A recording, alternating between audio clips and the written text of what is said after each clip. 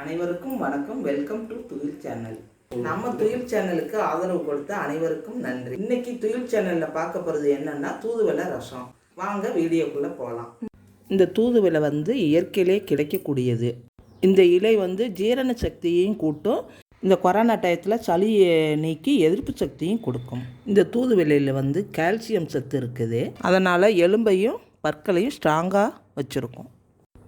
இந்த கீரை கூட பருப்பும் நெய்யும் கலந்து 48 நாள் சாப்பிட்டு வந்தால் வாதம் பித்தத்தால் ஏற்படக்கூடிய நோய் குணமாயிடும். இப்போ ரசம் வைக்க என்னென்ன பொருட்கள் தேவைன்னு பார்க்கலாம். புளி ஒரு எலுமிச்சம்பழ அளவு, மிளகு ஒரு 2 ஸ்பூன், ஜீரகம் 1 ஸ்பூன், பச்சை மிளகாய் 2, பூண்டு ஒரு 10 பல், கருவேப்பிள்ளை தேவையான அளவு, தூதுவளை ஒரு 15 எண்ணிக்கைக்கு, தக்காளி 2, மல்லி இலை தேவையான அளவு,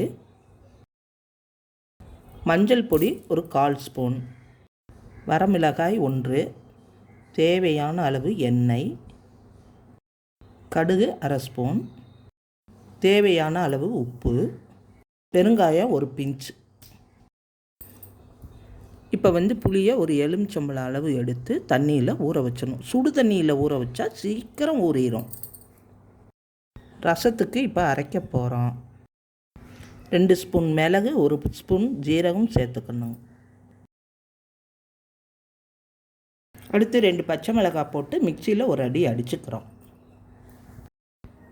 அடுத்து ஒரு 10 வெள்ளைப்பூண்டு பல் எடுத்து வச்சு அதையும் போட்டு அரைக்கிறோம். நல்லா அரைச்சாச்சு. இப்போ 15 தூதுவளையும் போட்டு நல்லா அரைக்கிறோம். லைட்டாக கொஞ்சமாக தண்ணி ஊற்றி அரைச்சிக்கலாம்.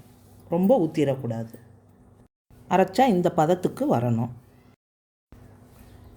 2 தக்காளி எடுத்து வச்சுருக்கோம். அந்த புளி கரைச்சலோடு சேர்த்து அந்த தக்காளியை பிசைஞ்சு விட்றோம். தேவையான அளவு உப்பு போடுறோம். அடுத்ததாக தேவையான அளவு கருவேப்பிள்ளையும் மல்லி இலையும் சேர்த்துக்கிறோம். கருவேப்பிள்ளையும் மல்லி இலையும் எப்போவுமே இந்த மாதிரி போட்டு நல்லா பிசைஞ்சு விட்டுறணுங்க. மஞ்சள் பொடி ஒரு 1/4 ஸ்பூன் எடுத்து பிசைஞ்சு விடுறோம். அடுத்ததாக இதில் ஒரு மிளகாய் வத்தல் கலந்துக்கிறேன். இப்போ வடைச்சட்டி அடுப்பில் வச்சு கொஞ்சம் எண்ணெய் விட்டுக்கிறேன். கடுகு ஒரு 1/2 ஸ்பூன், அரைச்சி வச்ச விழுதை ஒன்றா சேர்த்து வதக்குறேன். அப்போ தான் இந்த இலையில் உள்ள பச்சை வாசனையெல்லாம் போகும். அதோட பெருங்காயமும் கொஞ்சம் சேர்த்துக்கிறேன். இப்போ இலை நல்லா வதங்கிருச்சு. அந்த புளி கரைச்சலை எடுத்து அதில் ஊற்ற போகிறோம்.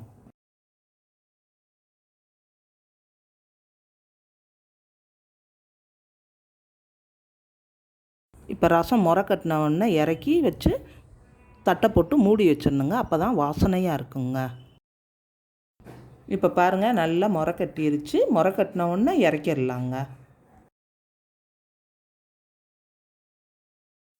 இந்த வீடியோ உங்களுக்கு பயனுள்ளதாக இருந்தால் நண்பர்களுக்கும் ஷேர் பண்ணுங்கள், லைக் பண்ணுங்கள், கமெண்ட் பண்ணுங்கள். எங்களது வீடியோக்களை உடனுக்குடன் பெற எங்களது துகில் சேனலை சப்ஸ்கிரைப் பண்ணுங்கள். மறக்காமல் பக்கத்தில் உள்ள பெல் பட்டனை ப்ரெஸ் பண்ணுங்கள்.